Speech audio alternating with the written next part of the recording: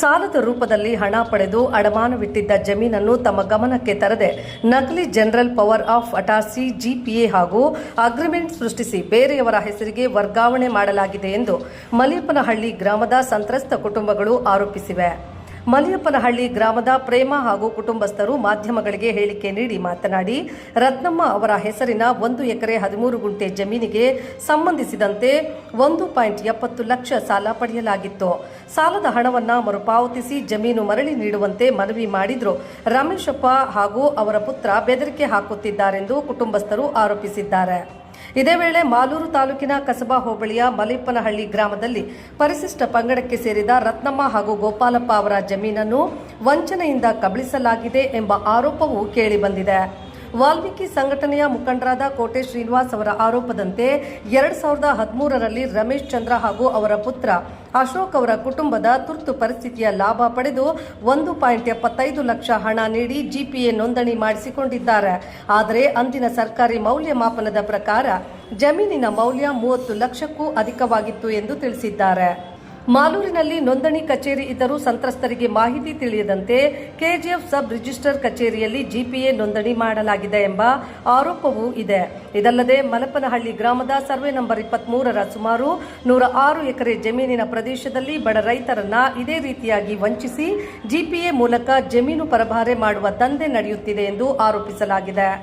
ಈ ಬಗ್ಗೆ ಜಿಲ್ಲಾಧಿಕಾರಿಗಳು ಹಾಗೂ ಮಾಲೂರು ತಹಶೀಲ್ದಾರರು ಕೂಡಲೇ ಮಧ್ಯಪ್ರವೇಶಿಸಿ ಸಮಗ್ರ ತನಿಖೆ ನಡೆಸಬೇಕು. ಅಕ್ರಮವಾಗಿ ಮಾಡಲಾಗಿದೆ ಎನ್ನಲಾಗಿರುವ ಜಿಪಿಎ ಹಾಗೂ ಒಪ್ಪಂದಗಳನ್ನು ಪರಿಶೀಲಿಸಿ ಕಾನೂನು ಬಾಹಿರವಾಗಿದ್ದರೆ ರದ್ದುಪಡಿಸಬೇಕು. ಸಂತ್ರಸ್ತ ಕುಟುಂಬಗಳಿಗೆ ಜಮೀನಿನ ಹಕ್ಕು ಮತ್ತು ನ್ಯಾಯ ದೊರಕಿಸಬೇಕು ಎಂದು ಕೋಟೆ ಶ್ರೀನಿವಾಸ್ ಆಗ್ರಹಿಸಿದ್ದಾರೆ.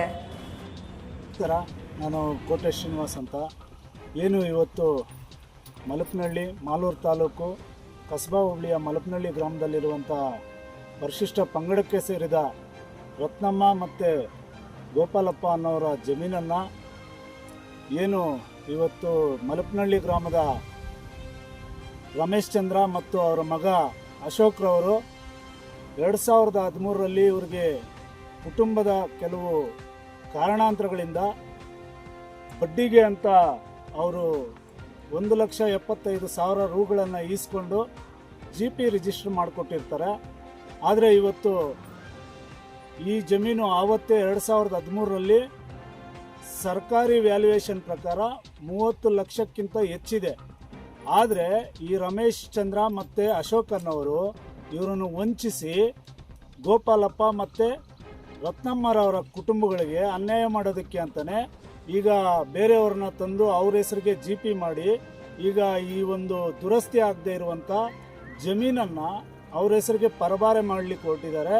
ಈಗ ಏನು ಮಲಪನಹಳ್ಳಿ ಗ್ರಾಮದ ರಮೇಶ್ ಚಂದ್ರ ಮತ್ತು ಅಶೋಕ್ ಇವ್ರ ಮೇಲೆ ಮಾನ್ಯ ಜಿಲ್ಲಾಧಿಕಾರಿಗಳು, ಮಾನ್ಯ ಮಾಲೂರು ತಹಸೀಲ್ದಾರರವರು ಈ ಕೂಡಲೇ ಕ್ರಮ ಕೈಗೊಂಡು ಹಾಗೂ ಏನು ಈ ರಿಜಿಸ್ಟ್ರನ್ನ ನೋಡಿ ಇಲ್ಲಿ ಮಾಲೂರಲ್ಲಿ ರಿಜಿಸ್ಟರ್ ಆಫೀಸ್ ಇಟ್ಕೊಂಡು ಇವ್ರಿಗೆ ತಿಳಿಬಾರ್ದು ಅಂತ ಹೇಳ್ಬಿಟ್ಟು ಎತ್ಕೊಂಡೋಗಿ KGFನಲ್ಲಿ ಅನಧಿಕೃತವಾಗಿ ರಿಜಿಸ್ಟರ್ ಮಾಡ್ಕೊಂಡಿದ್ದಾರೆ.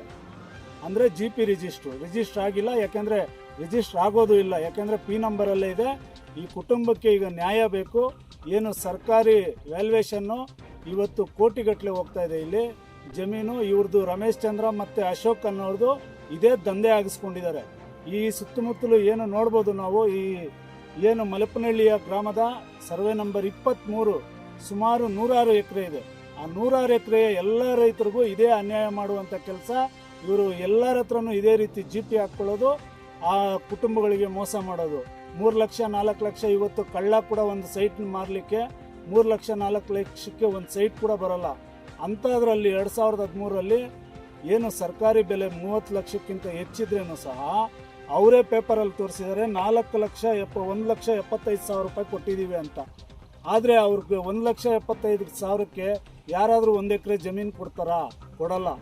ಮಾನ್ಯ ಜಿಲ್ಲಾಧಿಕಾರಿಗಳು, ಮಾನ್ಯ ತಹಸೀಲ್ದಾರ್ ಮಾಲೂರವರು ಈ ಕೂಡಲೇ ಇದನ್ನು ಎಚ್ಚೆತ್ಕೊಂಡು ಏನು ಈ ಪರಿಶಿಷ್ಟ ಪಂಗಡದ ಈ ಒಂದು ಕುಟುಂಬಗಳಿಗೆ ನ್ಯಾಯ ಕೊಡಿಸ್ಬೇಕು ಅಂತ ಈ ಮೂಲಕ ಮನವಿಯನ್ನು ಮಾಡ್ತಾ ಇದ್ದೀವಿ ಸರ್. ಹೇಳಿ. ನಮ್ಮದು ಮಲ್ಪನಹಳ್ಳಿ ಸರ್. ನಮ್ಮ ಹೆಸರು ಬಂದು ಪ್ರೇಮ ಅಂತೀವಿ. ರತ್ನಮ್ಮ ಹೆಸರಲ್ಲಿ ಈಗ 1 ಎಕರೆ 13 ಗುಂಟೆ ಜಮೀನು ಇದಾಗಿತ್ತು. ಅದು ನಾವು ಅಗ್ರಿಮೆಂಟ್ ಹಾಕ್ಕೊಟ್ಟಿದ್ವಿ.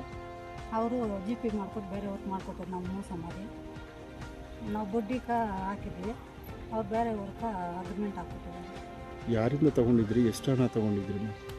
ನಾವು ರಮೇಶ್ ಅಪ್ಪನ ನಾವು ಕೊಟ್ಟಿದ್ವಿ. ರಮೇಶ್ ಅಪ್ಪ ಬೇರೆ ವರ್ಕ ಜಿ ಪಿ ಮಾಡ್ಕೊಟ್ಟಿದ್ದಾನೆ. ರಮೇಶ್ ಅನ್ನೋರು ಯಾವ ಊರವರು? ಮೆಲ್ಟ್ಮಂಡಿ. ಎಷ್ಟು ಅಮೌಂಟ್ ತೊಗೊಂಡಿದ್ರಿ ನೀವು ಬಡ್ಡಿಗೆ? ನಾವು 1.70 ತಗೊಂಡಿದ್ವಿ. ಈಗೇನು ಥರ ಮೋಸ ಮಾಡೋದು. ಏನು ಮೋಸ ಆಗಿದೆಯಮ್ಮ? ನಾವು 1.70 ತಗೊಂಡಿದ್ವಿ. ನಮ್ಗೆ ಗೊತ್ತಿಲ್ಲದ್ರೆ ಬೇರೆ ವರ್ಕೆ ಅದಕ್ಕೆ ಜಿ ಪಿ ಮಾಡ್ಕೊಟ್ಟಿದ್ವಿ. ನಿಮ್ಮ ಬೇಡಿಕೆ ಏನಮ್ಮ? ನಮಗೆ ಜಮೀನು ಬೇಕು ಅಂತ ಹೇಳಿ ಸರ್. ಪೊಸಿಷನಲ್ಲಿ ಯಾರಿದ್ದೀರಾ? ನಾವೇ ಸರ್ ಪ್ರಶ್ನೆ ಮಾಡೋದು. ಎಂತ ಅವ್ರೇನು ಬಂದು ತೊಂದರೆ ಮಾಡ್ತಿಲ್ಲ? ಏನು ಮಾಡ್ತಾರೆ ಸರ್. ನಮ್ಮ ಮನೆಯವ್ರಿಗೆ ಹೋಗಿ ಕೇಳಿದ್ವಿ, ಏನು ಹೇಳಲಿಲ್ಲ ಅನ್ಸಲ್ವ. ನಿಮ್ಮ ಅಮೌಂಟ್ ನಾವು ಕೊಡ್ತೀವಿ, ನಮ್ಮ ಜಮೀನು ನಮ್ಗೆ ಬಿಟ್ಕೊಡಿ ಅಂತ ಕೇಳಿದ್ವಿ. ನೀವು ಹೇಳ್ದವ್ರು ಮತ್ತೆ ಬಂದು ಕೇಳ್ಬಿಟ್ಟು ಬಂದು ಈ ಥರ ನಮ್ಗೆ ಇವಾಗ ಒತ್ತಾಯ ಕೊಡ್ತಾಯಿದ್ರಿ, ಎಲ್ಲಿಗೆ ಹೋಗಿ ಏನು ಮಾಡ್ಕೊಂತ ಹೋಗಿ ಅಂತಂದ್ರು ರಮೇಶಪ್ಪ ಮಗ. ಅದಕ್ಕೆ ನಾವು ಕೇಸ್ ಮಾಡಿದ್ವಿ. ಕೇಸ್ ನಡೀತಾ ಇದ್ರೂ ಬೇರೆಯವ್ರಿಗೆ ಜಿ ಪಿ ಮಾಡಿಕೊಟ್ಟಿದ್ದಾರೆ. ಯಾರು ಮಾಡಿಕೊಟ್ಟಿದ್ದಾರಮ್ಮ? ರಮೇಶಪ್ಪ ಅವರು.